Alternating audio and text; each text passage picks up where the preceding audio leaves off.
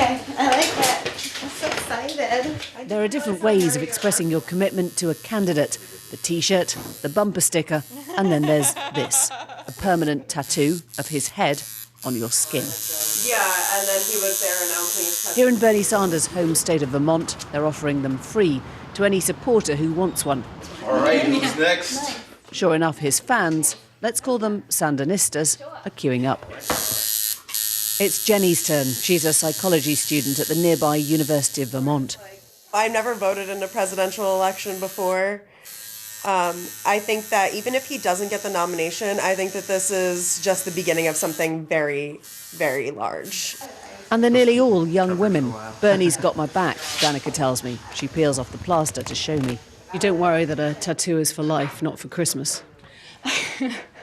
No, I think actually, to me, because he is such a brave person and he's so, like, his message and what he's doing is so iconic to me that's timeless.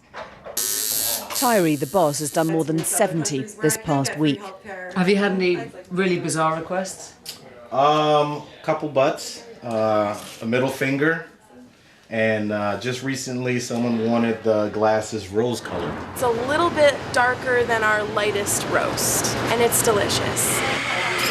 It's not just tattoos, it's coffee too. The Capitol Grounds Cafe is marketing a new flavour they call Bernie's Beans. They give away 20% of what they make to Sanders veterans. People are really excited about it. They come in and buy bags and bags every single day.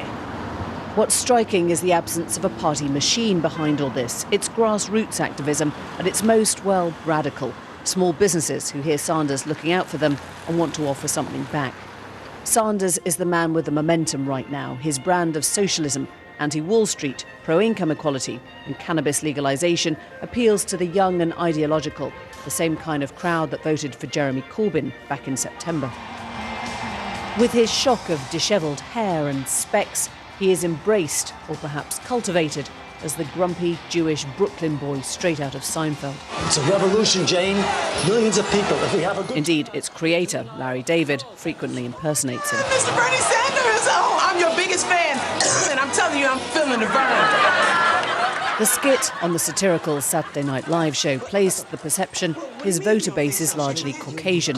The population of New Hampshire, where he has a massive lead, is overwhelmingly white. No, we specifically coughed into your head. I saw it. No, I didn't. Come on, Mr. And that's something Hillary Clinton wants to play to her advantage. This is her last town hall appearance before New Hampshire voters go to the polls. A stage-managed affair that's meant to seem folksy. See her minders? For half an hour ahead of the event, they've been trying to fill the camera shot behind her with young Asian and black faces, a subliminal reminder of how much wider her appeal base is. Why do you want to be the president? I'm still trying to work out whether the questions are all planted, when suddenly she chooses me. Thank you very much, Secretary Clinton. Can you just explain for us how you understand the momentum towards Bernie at the moment? Well, you know, let me start by saying I am really happy to see so many young people involved in the political process. I really am. I know that Senator Sanders has a very big base of young voters, and they're not supporting me. And I just want any of you and others that you know to know that I'm supporting you. Her husband, the former president, wasn't quite so measured, taking aim at Sanders and at his supporters. And his Secretary of State, Madeleine Albright, then chastised young women for not choosing Hillary. Just remember, there's a special place in hell for women who don't help each other. These attacks tell you they are spooked by Sanders. And although no one will say the words out loud, they worry he may be having the same effect on the young and disaffected that Obama did in 2008.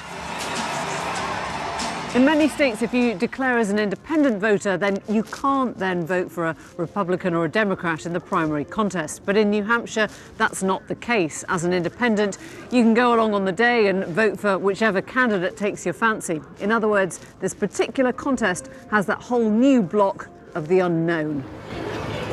And it's estimated that as many as 40% could be independents here.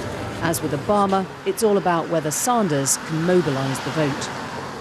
When you talk to Bernie supporters here in Vermont, They say it's not a fad, a passing phase. They like what he's done to the state here as Senator Sanders, and they feel that whether or not he wins the nomination, the movement behind it is the thing they want to stay. And don't forget, New Hampshire is Sanders' backyard, a large block of that progressive white vote and people who know his track record. What do you guys think?